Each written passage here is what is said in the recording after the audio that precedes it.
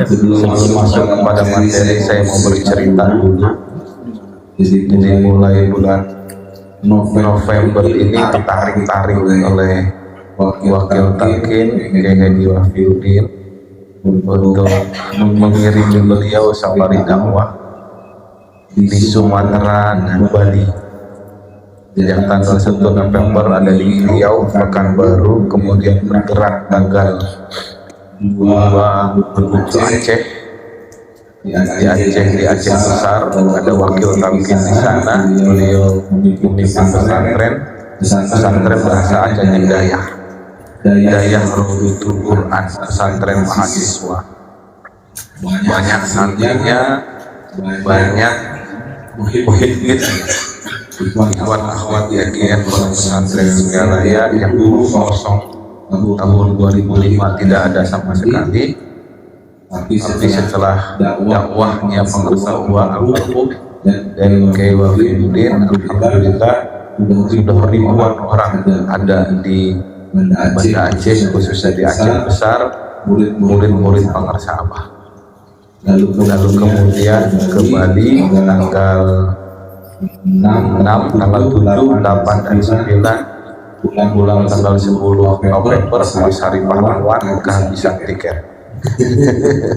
Dapat tiket yang mahal banget ya, tapi fasilitas pesawatnya alhamdulillah bisa sampai kembali ke Pulau Jawa lagi, ke Jakarta lagi, ke Tangerang. Alhamdulillah.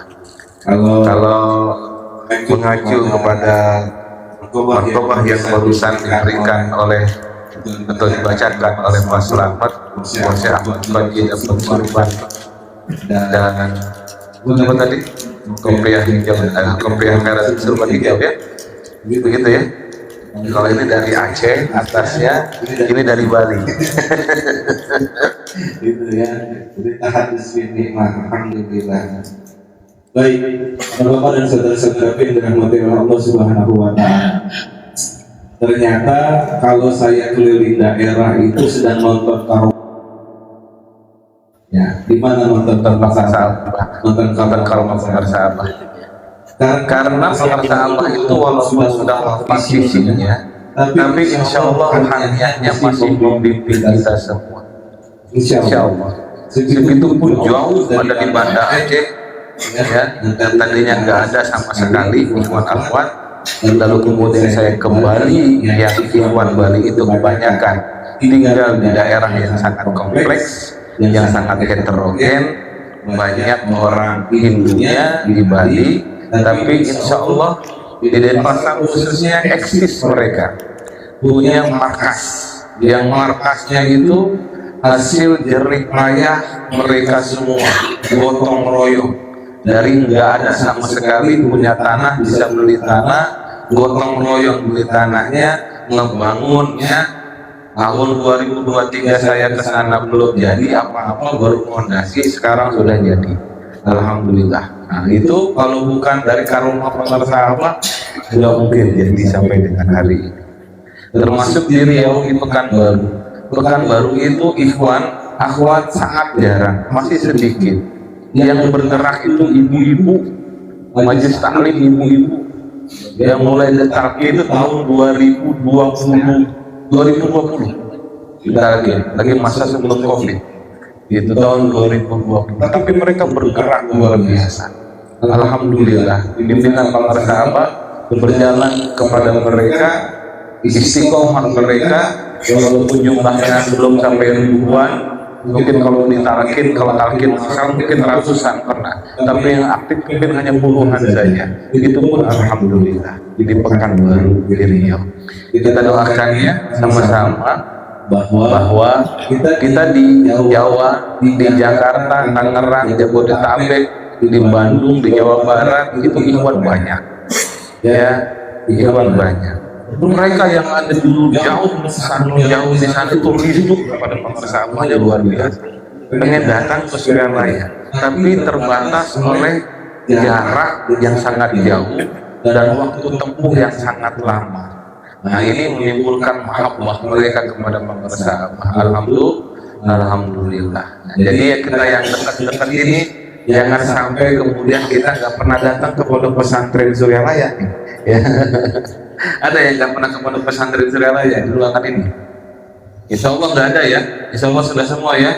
Alhamdulillah. Nah, jadi jangan sampai kita yang dekat dengan pondok pesantren Suryalaya tapi nggak pernah ke pondok pesantren Suryalaya. Apalagi ada yang mengaku ada dari sekian pondok pesantren Suryalaya tapi nggak pernah ziarah kepada pondok pesantren Suryalaya. Itu kan aneh gitu ya. Baik, masuk ke materi. Hadis Rasulullah Muhammad Sallallahu Alaihi Wasallam yang diriwayatkan oleh Abdullah bin Abdullah. Beliau bertanya kepada Rasulullah Muhammad Sallallahu Alaihi Wasallam, ya Rasulullah, siapa atau apa yang paling awal dicipta oleh Allah Subhanahu Wa Taala? Lalu Rasulullah Sallallahu Alaihi Wasallam menjawab, awwalu ma khalaqallahu ruhi. Dalam teks yang lain, awwalu ma khalaqallahu nuri. Jadi yang paling awal dicipta oleh Allah Subhanahu Wa Taala adalah ruhku, kata Rasulullah Muhammad Sallallahu Alaihi Wasallam. Atau dalam teks yang lain, awwalu ma khalaqallahu nuri. Yang paling awal Allah cipta adalah cahaya, cahaya kemuhammadan, nur Muhammad. Dalam kitab Daqaiqul Akhbar, kita baca di awal kitab itu, dari nur Muhammad itulah kemudian tercipta nur-nur lain, nur-nur lain. Dari nur-nur lain itu yang dekat dengan nur Muhammad tercipta lagi nur-nur yang lain, nur-nur yang lain. Terus ya beranak pinak sampai banyak sekali. Gitu ya. Jadi yang kualitasnya dekat dengan nur Muhammad itu bagus kualitasnya. Spiritualitasnya bagus. Yang paling jauh kualitas spiritualnya paling jelek, ya. Tapi Allah Maha Adil. Allah Subhanahu Wa Taala menciptakan nur-nur itu, ruh-ruh itu yang diawali dengan nur Muhammad, ruh Nabi Muhammad Sallallahu Alaihi Wasallam tidak diturunkan ke muka bumi urut kacang. Tahu urut kacang? Ya, kalau urut kacang itu 1, 2, 3 deret baris, gitu ya. Tidak urut kacang. Tidak yang paling awal diciptakan yang spiritualitasnya kuat itu diturunkan di awal-awal peradaban manusia. Tidak. Ya. Yang diturunkan ke muka bumi ditiupkan oleh Allah Subhanahu Wa Taala adalah ruh Nabi Adam alaihi salam. Nur Nabi Adam alaihi salam kepada fisiknya, kepada basyariahnya Nabi Adam alaihi salam. Tetapi juga ada yang kualitasnya jelek yang Allah turunkan di awal peradaban manusia. Kita tahu anak-anaknya Nabi Adam alaihissalam jumlahnya banyak, betul ya? Jumlahnya banyak dan kembaran pula. Lalu kita tahu dalam sejarah pada saatnya mereka akan dinikahkan, ternyata pasangan yang ganteng nggak mesti dapat pasangan yang cantik, atau sebaliknya pasangan yang cantik tidak mesti dapat pasangan yang ganteng. Ternyata begitu takdir Allah Subhanahu Wa Taala. Tapi ada yang tidak terima begitu, karena tidak terima akhirnya suruh korban dua anak Nabi Adam alaihissalam. Giliran korban yang satu yang paling ganteng, korbannya banyak, gede begitu ya. Maksudnya dia memberikan yang paling baik di hadapan Allah Subhanahu Wa Taala, sementara yang wajahnya gak baik ya, kurang good looking zaman sekarang gitu dibilangnya kurang good looking, itu kurbannya kecil. Makanya yang paling diterima adalah kurbannya yang baik. Cemburulah kemudian, lalu terjadilah pembunuhan pertama kali. Itu menandakan bahwa kualitas ruhania, kualitas spiritual yang diturunkan oleh Allah di zaman awal-awal peradaban manusia tidak selalu adalah yang paling baik.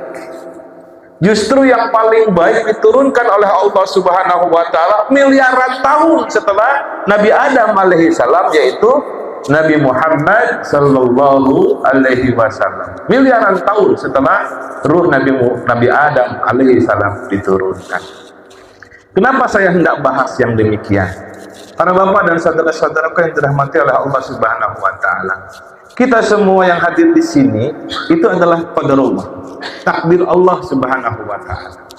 Kita semua yang hadir di sini dipertemukan oleh Allah Subhanahu wa taala di bawah bimbingan satu ruh spiritual yang sangat luar biasa.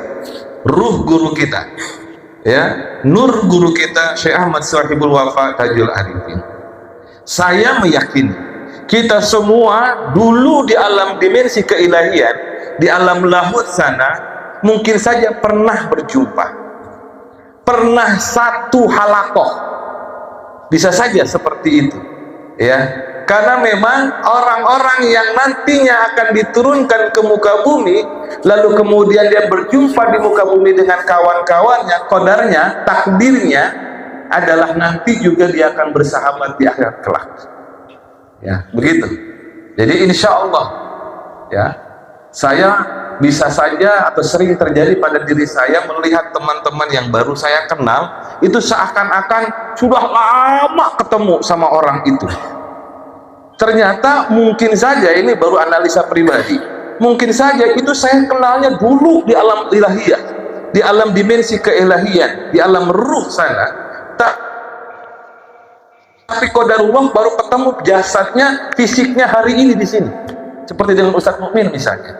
Ya, bisa saja saya dulu pernah berjumpa dengan beliau di alam ruh sana, di alam dimensi keilahian. Tapi qadarullah, takdirnya adalah bertemu dengan beliau hari ini. Begitu. Makanya saya sering bilang, kok pernah ketemu dengan orang itu, tapi entah di mana saya ketemunya. Ya. Lalu kemudian ketika berjumpa, dipertemukan dalam satu silsilah thariqah Qadiriyah Naqsabandiyah seperti saudara yang sudah lama berhubungan baik. Seperti itu, insya Allah.